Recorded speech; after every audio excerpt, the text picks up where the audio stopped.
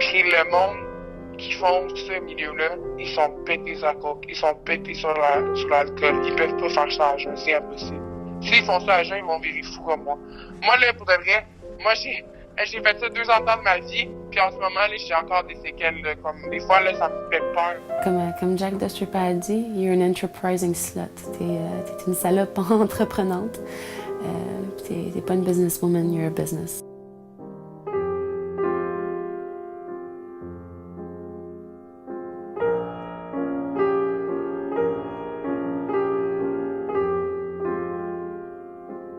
Moi, c'est Valentina, j'ai 25 ans.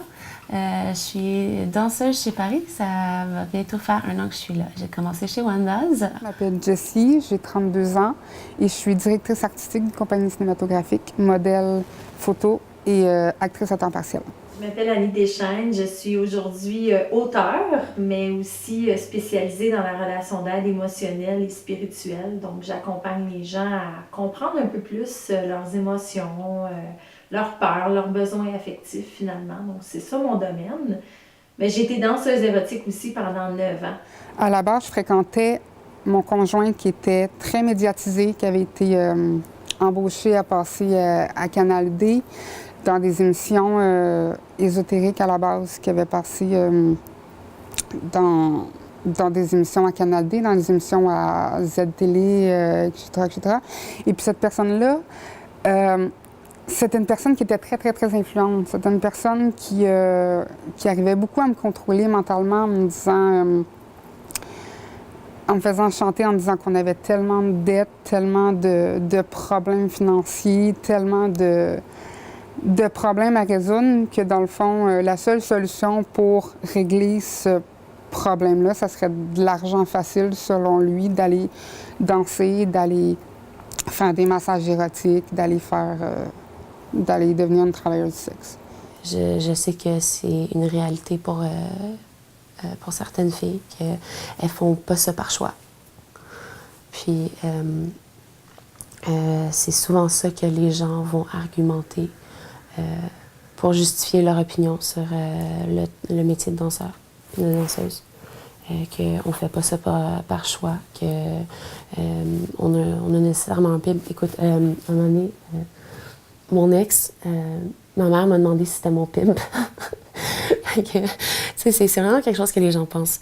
Mais oui, c'est sûr que c'est une réalité. C'est pas quelque chose que je peux nier. C'est pas parce que ça m'est pas arrivé à moi que c'est pas arrivé à d'autres filles. Mais personnellement, ça m'est jamais arrivé. Je suis quand même une fille forte de caractère. Puis les pimps, c'est des gens qui vont vraiment chasser des proies qu'ils vont considérer comme étant plus faibles.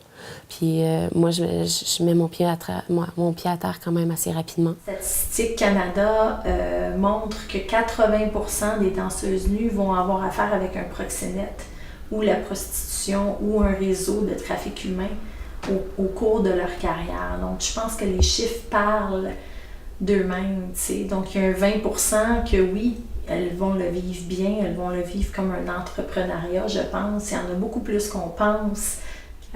Pour moi, mon défi dans cet univers-là, ça n'a pas été la toxicomanie, ça a été la facilité à l'argent. C'est sûr qu'apprendre à gérer son argent quand tout est cash, tu l'as dans ta main, là. C'est instant gratification. Tu travailles fort, tu vois ta soirée dans tes mains.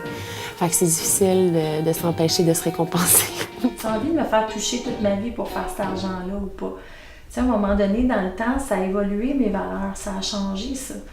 Donc, la dynamique argent-temps, corps physique a commencé à se débalancer pour moi.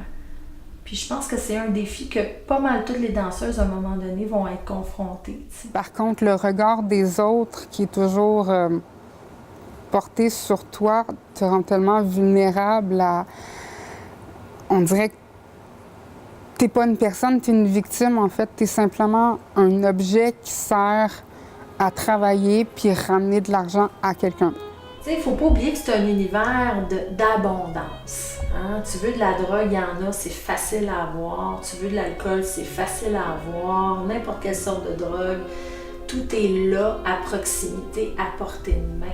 Tu sais, si c'est pas le bar qui en offre, ça va être des proxénètes, ça va être d'autres danseuses. C'est facile.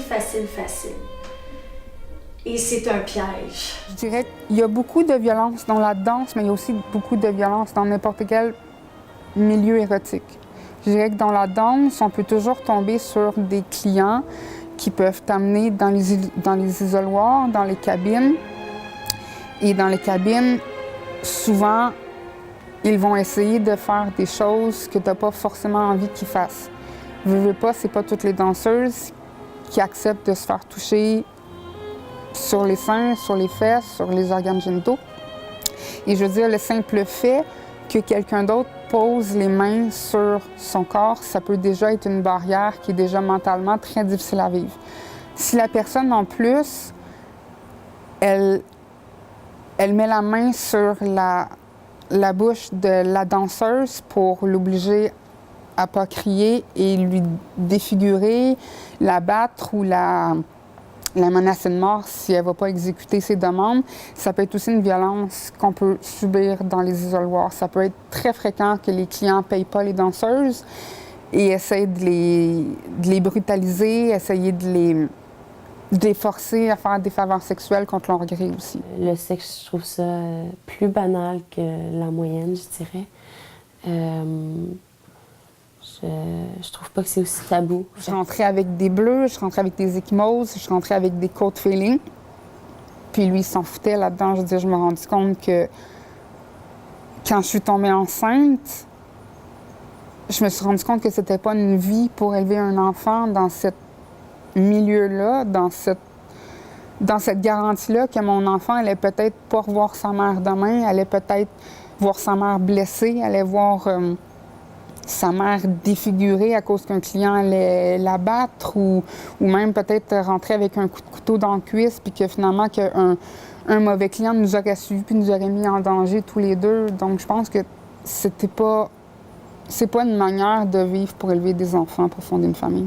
Ce qui me dérange, c'est qu'on est présenté comme étant des filles vraiment niaiseuses, sans fond, comme un ballon de plage, dans le fond. Là. On est toutes belles puis colorées de l'extérieur, puis à l'intérieur, il n'y a rien. Tandis que les danseuses avec qui je travaille, c'est parmi les femmes les plus fortes, les plus intelligentes, puis les plus braves que je connais. Ça a été un métier qui m'a enseigné à m'aimer mieux dans mon corps de femme et à me sortir de ma bulle, de ma coquille, de ma gêne pour aller vers les clients. Fait que ça a été un impact positif pour moi.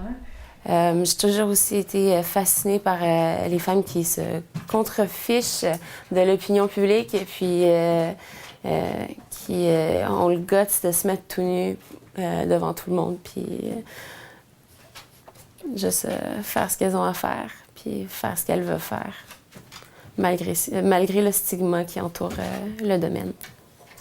Le simple fait d'être obligé à le faire, le simple fait de ne pas être d'accord, d'avoir envie de garder son corps pour une seule personne et pas de le partager à 50 personnes qui est devant le stage, moi, je trouve pas que ce soit une part de féminisme là-dedans. C'est plus une exploitation corporelle.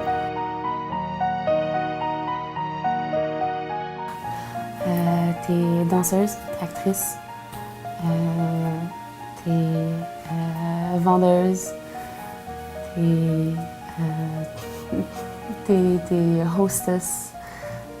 T'es psychologue, t'es leur prêtre si ont besoin de se confesser. C'est vraiment c'est une fine et délicate balance. Et oui, je considère ça un art.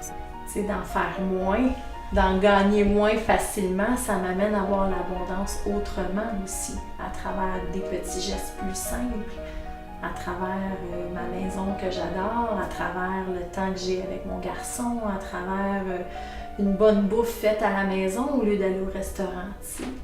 Alors tout ça est entrechaîné finalement, là, c'est sûr. Ouais.